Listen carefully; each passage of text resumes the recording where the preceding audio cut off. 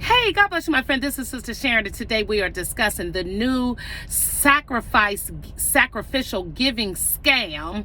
It's moving like wildfire all throughout the U.S., and this is on the heels of Creflo Dollar's public denouncing or renouncing tithing. That tithing is not for the New Testament follower of Jesus, but where Creflo Dollar and many like him are now going, they're now teaching under grace sacrificial giving to God, so you can still what?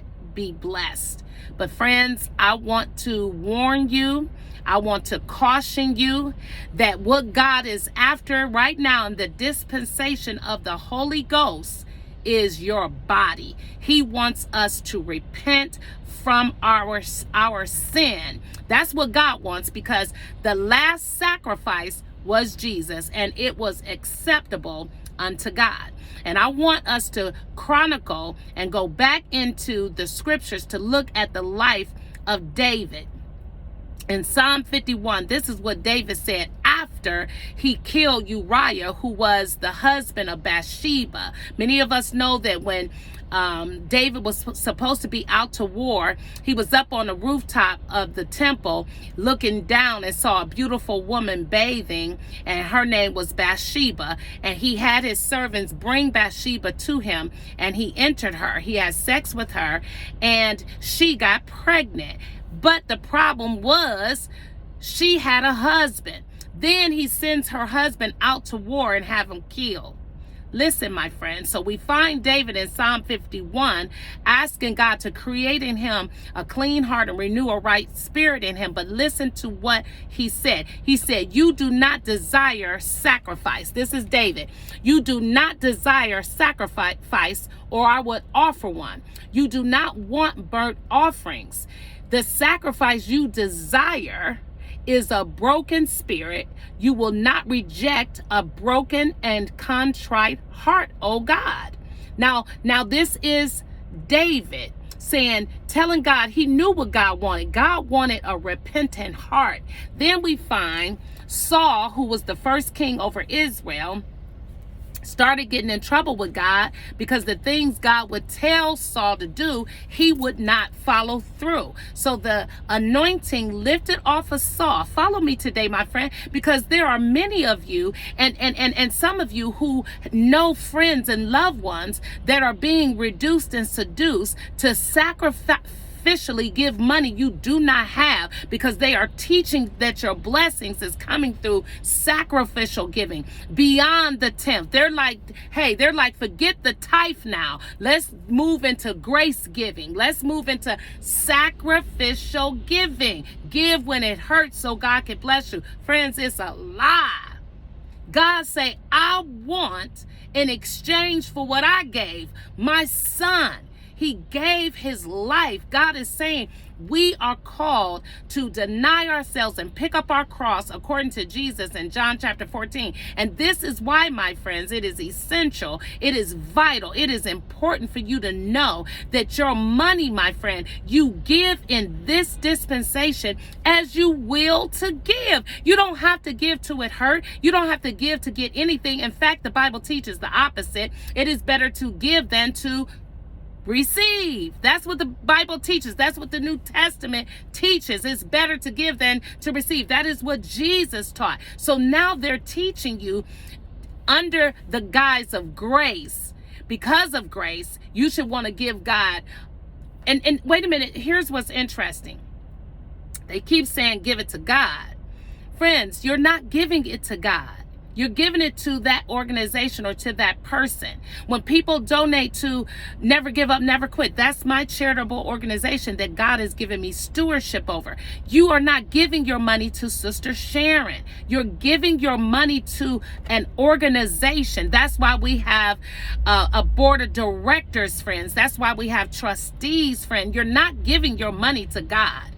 Whenever you donate, even to Motivating You to Win, you're not giving it to me. You're giving it to the mission that I carry. So follow me close, friends. When a pastor stands up in an organization or his church organization, especially if they are a 501c3 church, you're not giving it to God. Come on, friends. You're not giving it to God. And these men and women that's telling you, give to God, you're not. You're giving it to that organization, my friend. Hear me very close, because this is what Samuel said to Saul. He said, so with them enticing you to give to it hurt, because God's going to bless that sacrifice. This is what Samuel said. He said, what is more pleasing to God? Your burnt offering and sacrifices, or your obedience to his voice? Keep in mind, Samuel was the voice of God for Saul. Anything Saul needed to know, the prophet Samuel had it. That's what prophets did. They would go and speak to the kings. They didn't have to worry about anything, my friend, except to obey what the prophets told them. So Samuel says, listen, obedience is better than sacrifice, and submission is better than offering the fat of rams. Rebellion is as sinful as witchcraft, and stubbornness as bad as worshiping idols. Follow me, my friend, because what does it profit you to give into, quote, this guise of God? You're giving it to God, but you're still shacking up, you still smoking, you still habitually lying, you still habitually manipulating, you still habitually slandering and trying to harm other people, hating on other people. You're still stubborn about the things of God. You're still stubborn about your marriage. You're still stubborn about loving your wife, loving your husband. You're still stubborn, but you're doing all of this financial giving to the organization that's standing and claiming their God. The God they're talking about you giving to is the God of this world, because the God of Abraham, Isaac, and Jacob, he does not want that sacrifice. He wants what we find, my friend. Please get this. Once you get this, it's going to change your life. Romans chapter 12 and 1. Friends, you don't need a whole lot of clutter when it comes to the reality of this fact. God wants us to present our bodies. This is what Romans 12 and 1 says. Therefore, I urge you, brothers, on the account of God's mercy, because he gave us mercy, because he gave us redemption through Jesus Christ, he says, I urge you to present your bodies as a living sacrifice, holy and acceptable.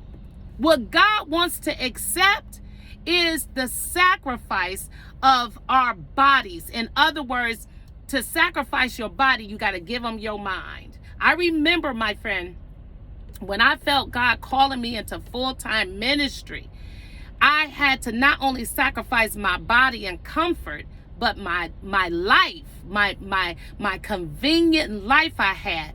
I had a beautiful home. I just purchased that home. This was back in 2001. I had just bought the house in 2001. And the latter part, God started calling me to ministry. So friends, it's not just your body. Your body is your life, your everything.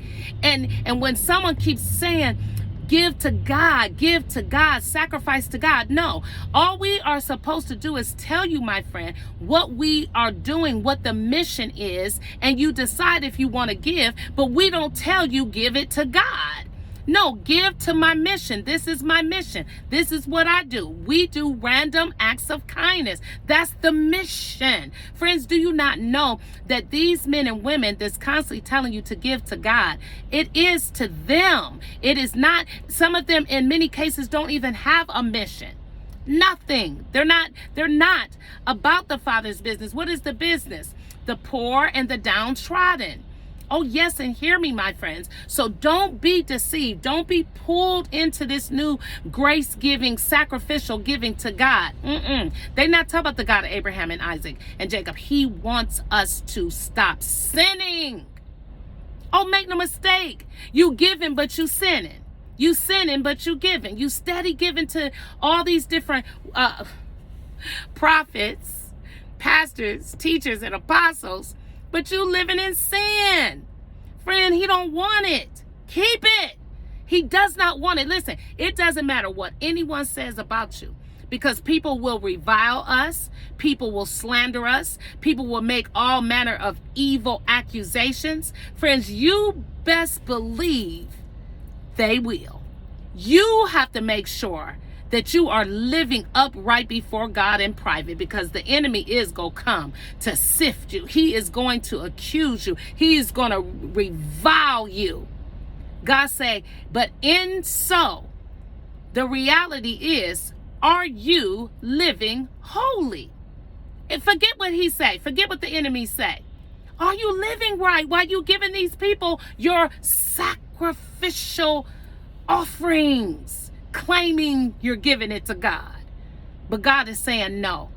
You throw me a couple of hundred here and there, but you still mean-spirited. You still filled with unforgiveness. You're still a gossiper and a slanderer. You're still masturbating and fornicating and smoking that weed, smoking them cigarettes. God say, keep your money.